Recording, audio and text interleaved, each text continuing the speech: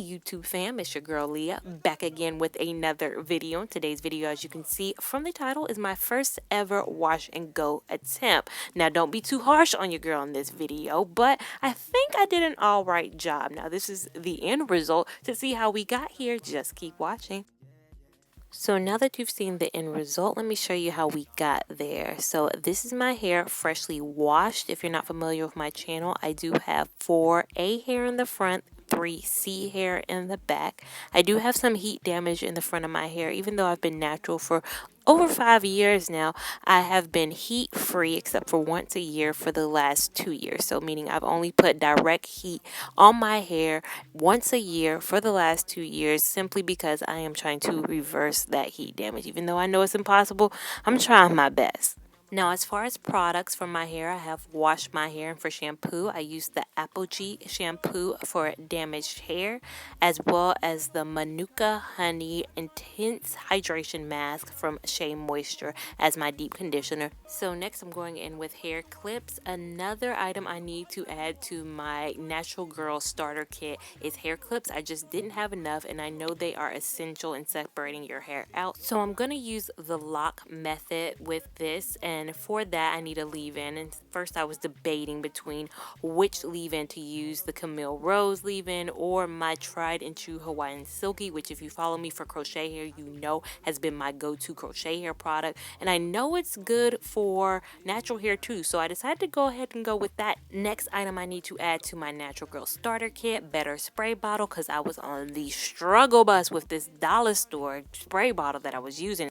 But what I'm doing is wetting the hair first. Even though I know I just washed it, it has been some time, so I do need to kind of hydrate the hair and get it ready for that leave-in that I'm applying. So first, like I said, I'm using the lock method, so that means going in with a leave-in first and detangling the hair as you put that leave-in on, then going in with the O in the lock method, which is oil. Now I don't have a favorite oil, and if you guys out there have a favorite oil, please let me know. I just went to Target and I saw this. Hollywood Beauty has never let your girl down in terms of the oil selection, so I went on ahead with that, and I used jojoba oil that I got from the Target section.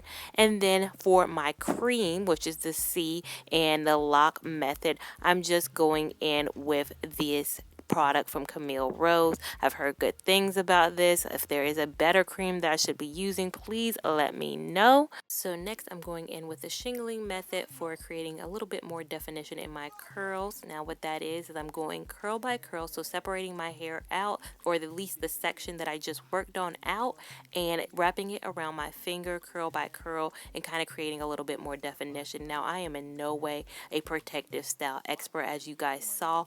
This is my first ever wash and go, so what I'm learning is what I'm learning from other people out here, and I've noticed and I've seen that this works really well. So I thought for my first ever time, when I need the most definition ever, this would be the perfect time to utilize this. Now we'll see if it had an effect or not. I think it did, but if I didn't use it, I don't have a control that would tell me if I didn't do it, would it have worked still, or if I needed to do this.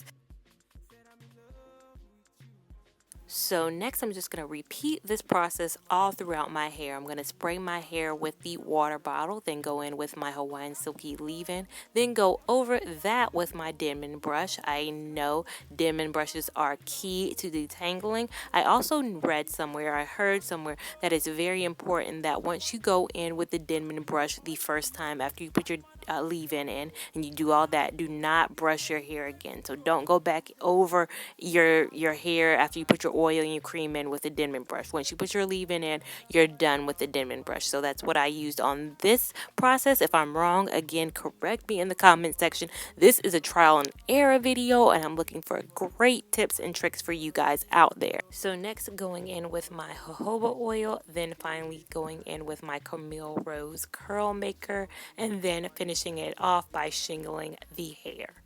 Now, I'm going to keep it 100 with you guys. It took me a little bit longer than it probably takes the average person to do this process. Now, it took me, you know, a little over an hour, but again, my first time. I'm trying things out. I'm seeing what works. I'm going root to tip. I'm just figuring out what works best with this. So if I was to insert the whole video without any edits, without fast pacing anything, oh, this will be a long video, pretty long video, but I'm not going to do that to you guys. I'm going to just show you the highlights, showing you what I did. And like I said, it took me quite a bit of time, but it's trial and error, and I'm going to get it right one day, but we can look back on this and laugh one day, but today ain't that day. Now, one thing I wanted to specifically highlight was the curl definition in the front of my hair. It's really not there. If you guys look side by side at the curls right here as opposed to the curls on the side, the definition is just completely different. I, like I said, have a lot of heat damage at the front of my hair at the top, even though I've not been putting heat to my head,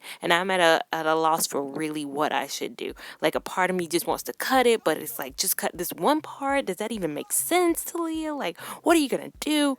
I don't know, but the front definition is what has really stopped me from doing a lot of protective styles. I haven't done as much as I've wanted to do just because I don't know how to adjust to having these two textures and this damage that I have going on in the front of my hair. But again, this video, learning process, learning what works best, and by this time next year, hopefully the curls all over be popping. Now, this is what my hair looks like after I've done the complete process throughout it. It took quite some time. It took a spell, but it's completely done. Now, at first I was going to let it air dry, but then I realized how my life was set up. That was not a possibility. So I went ahead and sat up under a blow dryer. So I sat up under a blow dryer for about a few hours. And what you guys will see in a second is that end result. As I did it though, midway through, I realized that I should scrunch. So when I was up under the hair dryer, I did start scrunching my curls a lot. I was realizing that I wasn't doing anything. I was just sitting there and I was like, why isn't anything happening? I feel like there's a step that should be going on right now. And it was the scrunching step. Scrunching really did help, especially the front where you can see that that definition is just not there. So now I am back and my hair is completely dried, and this is what it is giving to you.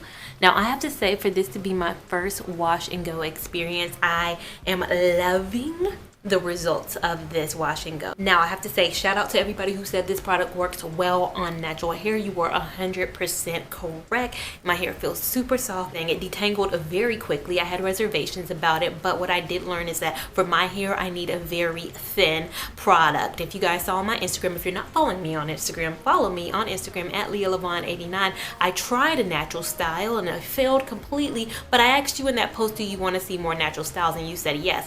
I had to figure out why that style failed, and I was talking to one of my friends. It's because the products that I was using were too thick, way too thick. I think I used the curling smoothie by SheaMoisture. I used Not Today by Kinky Curly, and I used one other thick product, and I don't know what I was thinking. She said you need much thinner product, so this time I thinned things out a little bit. Now, for the curl maker, I had reservations about this.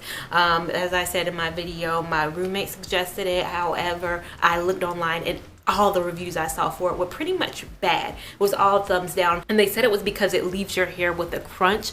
I don't feel like my hair is crunchy. Now, my hair is completely dry right now, and it's not crunchy at all. It's not crunchy anywhere, so I don't know what they were talking about, but in the future I do want to use other gel products. Like, as soon as I bought this and as soon as I looked up reviews, I was like, uh-oh, but that's all I had. I didn't have time to run out this morning and get Eco Styler, so I was left with this, and I'm okay with the results on this. Let me do a kind of 360 so you guys can see.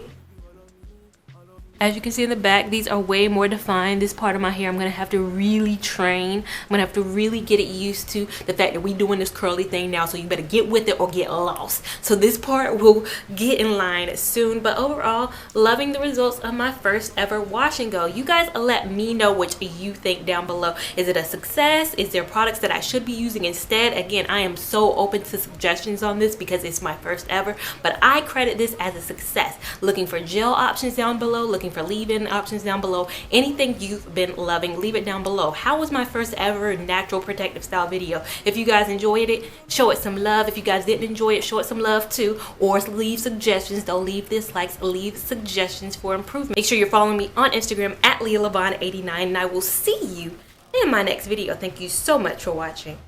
Bye.